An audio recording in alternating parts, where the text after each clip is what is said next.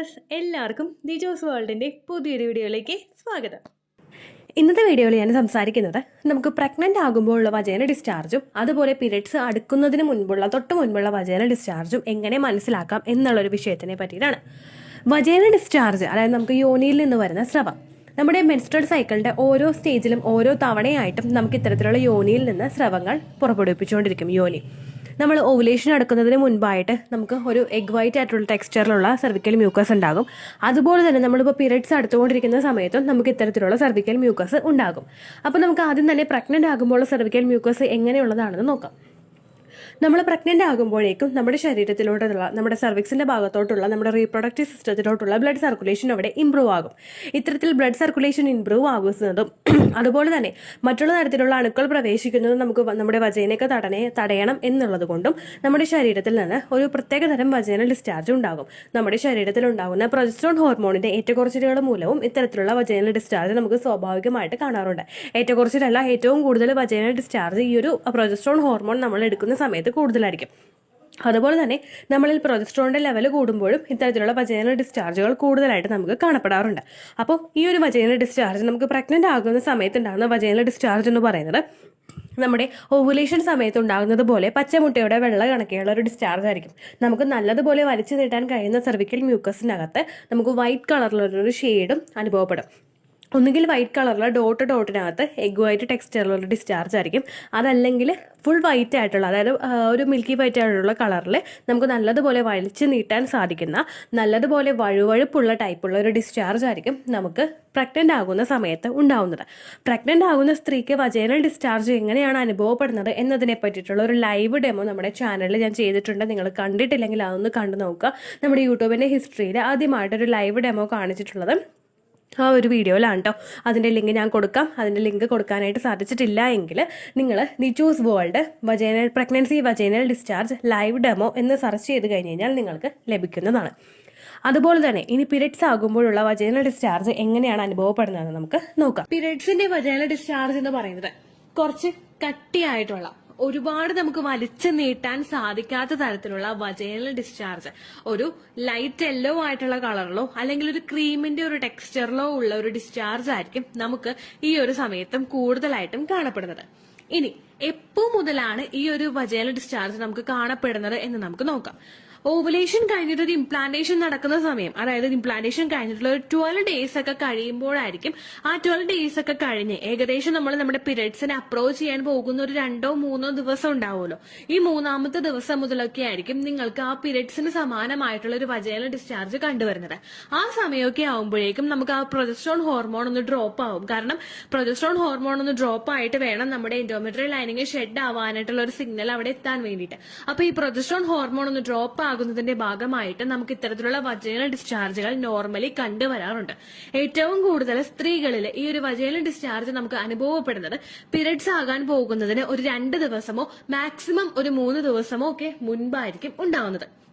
ഇനി എല്ലാവരും ചോദിക്കുന്ന ഒരു കാര്യമാണ്, ഇതിന് സ്മെല്ല് ഉണ്ടാവുമോ എന്നുള്ളതിനെ പറ്റിയിട്ട്. ഇതിന് ശരിക്കും നമുക്കൊരു സ്മെല്ല്, അങ്ങനെ ഒരു ഫീലിംഗ് നമുക്ക് കിട്ടില്ല. നമ്മൾ ഭയങ്കര ഡീപ്പായിട്ട് അങ്ങോട്ട് സ്മെല്ല് ചെയ്ത് നോക്കിക്കഴിഞ്ഞാൽ നമുക്കൊരു സ്മെല്ല് ചിലപ്പോൾ ഇതിന് കിട്ടുമായിരിക്കും. അതല്ലെങ്കിൽ ഇതിന് അങ്ങനെ എന്താ പറയാ, നമുക്ക് ഒരു ദുർഗന്ധം പറയുന്ന ഒരു ഓർഡർ ഇതിനില്ല, ആ ഒരു സ്മെല്ല് ഇതിനില്ല. അതുപോലെ തന്നെ നമുക്ക് ഒരു എന്താ പറയാ, അത് ഫൗൾ സ്മെല്ലും ഇതിന് ഇല്ല. ജസ്റ്റ് നമ്മൾ ഭയങ്കരമായിട്ട് അങ്ങനെ ഡീപ്പ് ചെയ്ത് നോക്കിക്കഴിഞ്ഞാൽ ഒരു സ്മെല്ല് ഉണ്ടാവും. കാരണം ഒരു യോനിൽ നിന്ന് വരുന്നൊരു കാര്യമാണല്ലോ, അതിന് അതിൻ്റെതായിട്ടുള്ള ചെറിയ അനത്ത ഒരു സ്മെല്ല് മാത്രമേ ഇതിന് ഉണ്ടാവുകയുള്ളൂ. ഇനി തുടക്കത്തിലേ പറഞ്ഞതുപോലെ ഇതിന്റെ ടെക്സ്ചർ എന്ന് പറയുന്നത്, നമ്മൾ ഫെർട്ടൈൽ ആയിട്ടുള്ള സമയത്തുണ്ടാവുന്ന നമുക്ക് സെർവിക്കൽ മ്യൂക്കസ് എന്ന് പറയുന്നത് നമ്മൾ നമ്മുടെ 2 കൈവെള്ളയിൽ ഇങ്ങനെ എടുത്തിട്ട് ഒന്നങ്ങോട്ട് നീട്ടി കഴിഞ്ഞു കഴിഞ്ഞാൽ ഫെർട്ടൈൽ ആയിട്ടുള്ള സമയത്ത് നമ്മുടെ സെർവിക്കൽ മ്യൂക്കസ് എന്ന് പറയുന്നത് അങ്ങോട്ട് വലിയും. ഏകദേശം ഒരു 1 ഇഞ്ച് വരെയൊക്കെ പൊക്കത്തിൽ ഈ ഒരു ഫെർട്ടൈൽ സെർവിക്കൽ മ്യൂക്കസ് എത്തും.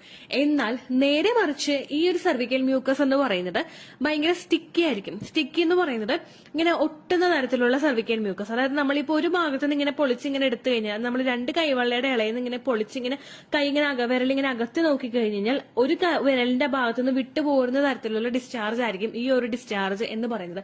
ഇതൊരിക്കലും അങ്ങനെ ഒട്ടി നിൽക്കുന്ന എന്താ വഴുവഴുപ്പുള്ള ടൈപ്പുള്ള ഡിസ്ചാർജ് ആയിരിക്കില്ല ഈ ഒരു ഡിസ്ചാർജ്. ജസ്റ്റ് ഒരു സ്റ്റിക്കി ആയിട്ടുള്ള ഒരു ടൈപ്പ് ഡിസ്ചാർജ് ആയിരിക്കും നമുക്ക് ഉണ്ടാകുന്നത്. ഇതിന്റെ ഘടന എന്ന് പറയുന്നത് കുറച്ചൊന്ന് തിക്കായിരിക്കും. നമുക്ക് ഫോർട്ടൈൽ ആയിട്ടുള്ള സെർവിക്കൽ മ്യൂക്കസ് എന്ന് പറയുന്നത് കുറച്ച് ആ ഒരു എഗ് വൈറ്റ് ടെക്സ്ചറിലായിരിക്കും. എഗ്ഗോയുടെ ടെക്സ്ചർ എന്ന് പറയുന്നത് ഒരു പച്ചമുട്ടയുടെ വെള്ള പോലെയുള്ള ഒരു ഡിസ്ചാർജ് ആയിരിക്കും. അല്ലെങ്കിൽ ഇപ്പൊ പച്ചമുട്ടയുടെ വെള്ളം എന്ന് പറഞ്ഞിട്ട് മനസ്സിലായിട്ടില്ലെങ്കിൽ നമ്മൾ വെണ്ടക്കയൊക്കെ അറിയില്ലേ, വെണ്ടക്ക അറിയുന്ന സമയത്ത് നമുക്കുണ്ടാകുന്ന ആ വെണ്ടക്കയിൽ നിന്ന് നമുക്കൊരു വഴുവഴുപ്പ് ഉണ്ടാവില്ലേ, ഈ ഒരു ടൈപ്പ് ടെക്സ്ചർ ആയിരിക്കും നമുക്ക് ഈ ഒരു ഓവുലേഷൻ നടക്കുന്ന സമയത്തുള്ള സർവിക്കൽ മ്യൂക്കസിന് ഉണ്ടാവുന്നത്. അപ്പോൾ ഈ ഒരു ഡിസ്ചാർജ് എന്ന് പറയുന്നത് കുറച്ച് സ്റ്റിക്കി ആയിട്ടുള്ള ഒരു ഡിസ്ചാർജ് ആയിരിക്കും ഇതിന് ഉണ്ടാവുന്നത്. ഇനി സാധാരണ നമുക്ക് ഈ ഒരു പീരിയഡ്സ് ആകുന്ന സമയത്തുള്ള പീരിയഡ്സ് ആകുന്ന സമയത്തുള്ള ഡിസ്ചാർജ് എന്ന് പറയുന്നത് നമുക്ക് നോർമലി ഉണ്ടാവുന്ന വജൈനൽ ഡിസ്ചാർജ് പോലെ ക്വാണ്ടിറ്റി ഇതിന് കുറവായിരിക്കും. എപ്പോഴും നമുക്ക് വജൈനൽ ഡിസ്ചാർജ് ഉണ്ടായിക്കൊള്ളണമെന്നില്ല. എന്നാൽ നേരെ മറിച്ച് ഒരു പ്രഗ്നന്റ് ആകുന്ന ഒരു സ്ത്രീക്ക് ഉണ്ടാകുന്ന വജൈനൽ ഡിസ്ചാർജ് എന്ന് പറയുന്നത് നമുക്ക് നോർമലി ഉണ്ടാകുന്ന വജൈനൽ ഡിസ്ചാർജുകളെ അപേക്ഷിച്ചിട്ട്, അതായത് നമുക്ക് ഫസ്റ്റ് പീരിയഡ്സ് ആയതിനു ശേഷം നമുക്ക് ഒരുപാട് വജൈനൽ ഡിസ്ചാർജുകൾ ഉണ്ടാവില്ല. നമ്മൾ പീരിയഡ്സ് അടുക്കുന്ന സമയത്ത് ചിലപ്പോൾ നമുക്ക് കുറച്ച് വജൈനൽ ഡിസ്ചാർജ് ഉണ്ടാകും. ഈ ഒരു വജൈനൽ ഡിസ്ചാർജ് എത്രത്തോളം അളവിൽ ഒരു സ്ത്രീക്ക് എപ്പോഴും ഉണ്ടാകും എന്ന് നമുക്കൊരു ഐഡിയ ഏകദേശം ഉണ്ടാവുമല്ലോ. ഇതിൽ കൂടുതൽ വജൈനൽ ഡിസ്ചാർജ് വരുമ്പോഴാണ് നമ്മൾ എന്തെങ്കിലും കാര്യങ്ങൾ ഉണ്ടോ എന്ന് ചിന്തിക്കുന്നത്. എന്നാൽ പ്രഗ്നൻസി ആകുന്ന സമയത്തുള്ള നമുക്ക് വജൈനൽ ഡിസ്ചാർജ് ഉണ്ടാവുന്നത് പീരിയഡ്സ് ആകുന്ന സമയത്തെ അപേക്ഷിച്ചിട്ട് കുറച്ചുകൂടി കൂടുതൽ ക്വാണ്ടിറ്റി ആയിരിക്കും നമുക്കിതിന് ഉണ്ടാവുന്നത്. എന്നാൽ പീരിയഡ്സ് ആകുന്ന സമയത്തുള്ള നമ്മുടെ ഡിസ്ചാർജ് ആണെങ്കിൽ ചിലപ്പോൾ നമ്മൾ ആ ഒരു വജൈനൽ ഏരിയ ക്ലീൻ ചെയ്യുന്നതിന്റെ ഭാഗമായിട്ടോ അല്ലെങ്കിൽ പാൻറ്റീസിലോ ഇടയ്ക്ക് മാത്രമായിരിക്കും നമുക്ക് ഇത്തരത്തിലുള്ള ഒരു ഡിസ്ചാർജ് സ്പോട്ട് ചെയ്യാനായിട്ട് സാധിക്കുന്നത്. എന്നാൽ നേരെ മറിച്ച് നമുക്ക് ഓവുലേഷൻ നടക്കുമ്പോഴുള്ള വജൈനൽ ഡിസ്ചാർജ് ആണെങ്കിൽ നമുക്ക് ഇടയ്ക്കിടയ്ക്കുള്ള ഒരു സമയത്തൊക്കെ നമുക്ക് ഇത്തരത്തിലുള്ള വജൈനൽ ഡിസ്ചാർജുകൾ കിട്ടുകയും ചെയ്യും. സാധാരണയായിട്ട് ഇങ്ങനെയുള്ള വജൈനൽ ഡിസ്ചാർജുകളൊക്കെ കണ്ടു കഴിഞ്ഞു കഴിഞ്ഞാൽ ഒരുപാട് പേര് അസ്യൂം ചെയ്യാറുണ്ട്, ഇത് പ്രഗ്നൻസിയുടെ ഡിസ്ചാർജ് ആണോ, ഇത് പീരിയഡ്സിന്റെ ഡിസ്ചാർജ് ആണോ എന്ന് പലരും അസ്യൂം ചെയ്യാറുണ്ട്. ഏറ്റവും ആദ്യം നിങ്ങൾ ചെയ്യേണ്ട കാര്യം അസംഷൻ നിങ്ങൾ നിർത്തുക. ഇത്തരത്തിലുള്ള കാര്യങ്ങൾ നമ്മൾ വീഡിയോസിലൂടെ ഷെയർ ചെയ്യുന്നത് എന്തിനാണെന്ന് വെച്ച് കഴിഞ്ഞാൽ നമ്മൾ ജസ്റ്റ് ഒരു കൺസേൺ നമ്മൾ അതിന് കൊടുക്കണം. നമ്മളിപ്പോ എന്തെങ്കിലും കാര്യം കൊണ്ട് നമ്മുടെ ശരീരത്തിൽ ഒരു ഡിസ്ചാർജ് അബ്നോർമൽ ആയിട്ട് കാണുമ്പോഴോ അല്ലെങ്കിൽ വേറൊരു ടെക്സ്ചറിൽ നമുക്ക് ഡിസ്ചാർജ് കാണുമ്പോഴോ നമ്മൾ അതിന് ജസ്റ്റ് ഒരു കൺസേൺ നമ്മൾ കൊടുക്കണം. എന്തെങ്കിലും കാര്യം ഉള്ളത് കൊണ്ടാണോ അങ്ങനെ വരുന്നത്, ആ ഒരു കൺസേൺ അവിടെ കൊടുക്കാൻ വേണ്ടിയിട്ടാണ് പീരിയഡ്സ് ആകുന്ന സമയത്തുള്ള വജൈനൽ ഡിസ്ചാർജ് എന്നൊരു വീഡിയോ നമ്മളിവിടെ അപ്ലോഡ് ചെയ്യുന്നത്. എന്നാൽ നേരെ മറിച്ച് ഈ ഒരു ഡിസ്ചാർജ് നിങ്ങൾക്ക് വന്നു കഴിഞ്ഞാൽ ഇനി ഞാൻ പ്രഗ്നന്റ് ആവില്ല, ഈ മാസവും എന്റെ വെറുതെ ആയിപ്പോയി, അങ്ങനെ നിങ്ങൾ ഒരിക്കലും തിങ്ക് ചെയ്യരുത്. കാരണം നമ്മൾ ഈ വീഡിയോ ഇടുന്നത് കൊണ്ട് നിങ്ങൾക്ക് ഒരിക്കലും ഒരു നെഗറ്റീവ് ഇമ്പാക്ട് ഉണ്ടാവരുത്. നമ്മൾ അത്രയും ഒരു കാര്യം, ചിലപ്പോൾ മൈന്യൂട്ട് ആയിട്ടുള്ള കാര്യങ്ങൾ വരെ നമ്മൾ ശ്രദ്ധിച്ചു കഴിഞ്ഞു കഴിഞ്ഞാൽ പലരിലും പ്രഗ്നൻസി സക്സസ്ഫുൾ ആയ ഒരു കമന്റ്സ് നമ്മുടെ ചാനലിൽ വന്നിട്ടുണ്ട്. അവർ പറയുന്ന കാര്യങ്ങളെല്ലാം ഇങ്ങനെ വീഡിയോയിൽ പറയുന്നത് കണ്ട് അവർ ശ്രദ്ധിച്ചു, പ്രഗ്നൻസി ടെസ്റ്റ് ചെയ്തൊക്കെ പോസിറ്റീവായി എന്ന് പറയുന്നവരുണ്ട്. ബ്ലീഡിംഗ് ഇത്രത്തോളം വന്നിട്ട് പിന്നീട് പ്രഗ്നൻസി ടെസ്റ്റ് ചെയ്ത് നോക്കിയപ്പോൾ പോസിറ്റീവായി എന്ന് പറയുന്ന ഒരുപാട് പേരുണ്ട്. അതുകൊണ്ട് ജസ്റ്റ് നിങ്ങളൊരു കൺസേൺ അവിടെ കൊടുക്കുക. ഓവറായിട്ട് ആൻസൈറ്റിയോടുകൂടി നിന്നിട്ട് എനിക്ക് ഇത്തരത്തിലുള്ള ഡിസ്ചാർജ് ആണ് വന്നത്, എനിക്ക് ഈ മാസവും പ്രഗ്നൻസി പോസിറ്റീവ് ആവില്ല എന്ന് വിചാരിച്ചിട്ട് നമ്മൾ ടെൻഷൻ ആവാൻ നിന്ന് കഴിഞ്ഞാൽ ചിലപ്പോൾ നിങ്ങളുടെ ശരീരമാണ്, ഓരോ സ്ത്രീക്കും ഓരോ പ്രഗ്നൻസിയും ഡിഫറെന്റ് ആയിരിക്കും. ഒരു സ്ത്രീക്കാണെങ്കിൽ ഫസ്റ്റ് പ്രഗ്നൻസിയും സെക്കൻഡ് പ്രഗ്നൻസിയും ഡിഫറെന്റ് ആയിരിക്കും. അപ്പൊ അതുകൊണ്ട് തന്നെ എനിക്ക് ഈ ഡിസ്ചാർജ് ആണ് വന്നത്, എനിക്ക് പീരിയഡ്സ് മാത്രമേ ആവുള്ളൂ, അല്ലെങ്കിൽ എനിക്ക് ഈ ഡിസ്ചാർജ് ആണ് വന്നത്, എനിക്ക് പ്രഗ്നൻസി തന്നെയാണ് എന്ന് നമ്മൾ കൺഫേം ചെയ്യാനായിട്ട് പാടില്ല. ജസ്റ്റ് നമ്മൾ അതിനൊരു പരിഗണന കൊടുക്കുക. എന്തെങ്കിലും മാറ്റം നമ്മുടെ ശരീരത്തിൽ സംഭവിക്കുന്നുണ്ടോ എന്ന് ജസ്റ്റ് ഒരു പരിഗണന മാത്രം അവിടെ കൊടുക്കുക. ആ ഒരു പരിഗണന അവിടെ കൊടുത്തതിന് ശേഷം നിങ്ങളെ കൊണ്ട് പറ്റുന്ന ഒരു കെയർ നിങ്ങൾ ശരീരത്തിൽ കൊടുക്കുക. പുറത്തുനിന്ന് പോയിട്ട് ഒരു ഭക്ഷണം കഴിക്കുന്നതിന്റെ സമയത്തോ അല്ലെങ്കിൽ പുറത്ത് പോയിട്ട് ഒരു സോഫ്റ്റ് ഡ്രിങ്ക്സ് മേടിച്ച് കുടിക്കുന്നതിന്റെ സമയത്തോ നിങ്ങൾ അതിലൊരു ശ്രദ്ധ കൊടുക്കുക. പുറത്തുനിന്ന് സോഫ്റ്റ് ഡ്രിങ്ക്സ് കുടിക്കുന്ന ശീലം ഉണ്ടെങ്കിൽ നിങ്ങൾ അത് അവോയ്ഡ് ചെയ്യുക. നമ്മളെ കൊണ്ട് കഴിയുന്ന കാര്യങ്ങൾ കഴിയുന്ന രീതിക്ക് നമ്മൾ ചെയ്ത് നമ്മുടെ ശരീരത്തിന് സപ്പോർട്ട് ചെയ്ത് കൊടുക്കുകയാണ് വേണ്ടത് കേട്ടോ. അതിന് വേണ്ടിയിട്ടാണ് ഇത്തരത്തിലുള്ള വീഡിയോസ് പോസ്റ്റ് ചെയ്യുന്നത്. നിങ്ങൾ ഓവറായിട്ട് കൺസേൺ കൊടുക്കരുത്. ഓരോ സ്ത്രീക്കും ഓരോ പ്രഗ്നൻസിയും ഡിഫറെന്റ് ആയിരിക്കും. ആ ഒരു കാര്യം നിങ്ങൾ മസ്റ്റ് ആയിട്ട് നോക്കുക. അത്രയേ ഉള്ളൂ വീഡിയോ. യൂസ്ഫുൾ ആയി കാണുമെന്ന് വിശ്വസിക്കുന്നു. യൂസ്ഫുൾ ആവുന്നുണ്ടെങ്കിൽ ലൈക്ക് ചെയ്യുക, ഫ്രണ്ട്സിനൊക്കെ ഷെയർ ചെയ്ത് കൊടുക്കുക കേട്ടോ. എന്തെങ്കിലും സംശയം ഉണ്ടെങ്കിൽ നിങ്ങൾ കമന്റ്സിൽ ചോദിക്കുക. പണ്ടത്തെ വീഡിയോയ്ക്ക് കമന്റ്സ് ഇടുന്നവർക്ക് റിപ്ലൈ ലഭിക്കുന്നില്ലെങ്കിൽ ലേറ്റസ്റ്റ് ആയിട്ട് ഞാൻ ഏത് വീഡിയോ ആണോ അപ്ലോഡ് ചെയ്യുന്നത് അതിന് താഴെ കമന്റ് ഒന്ന് കോപ്പി പേസ്റ്റ് ചെയ്യാനായിട്ട് ശ്രദ്ധിക്കുക കേട്ടോ. അതുപോലെ ഓവുലേഷൻ ഡേറ്റ് കാൽക്കുലേറ്റ് ചെയ്ത് തരാനായിട്ട് റിക്വസ്റ്റ് ചെയ്യുന്ന ആളുകൾ എത്രയാണോ സൈക്കിൾ ലെങ്ത് അത് മെൻഷൻ ചെയ്യാനായിട്ട് ശ്രദ്ധിക്കുക.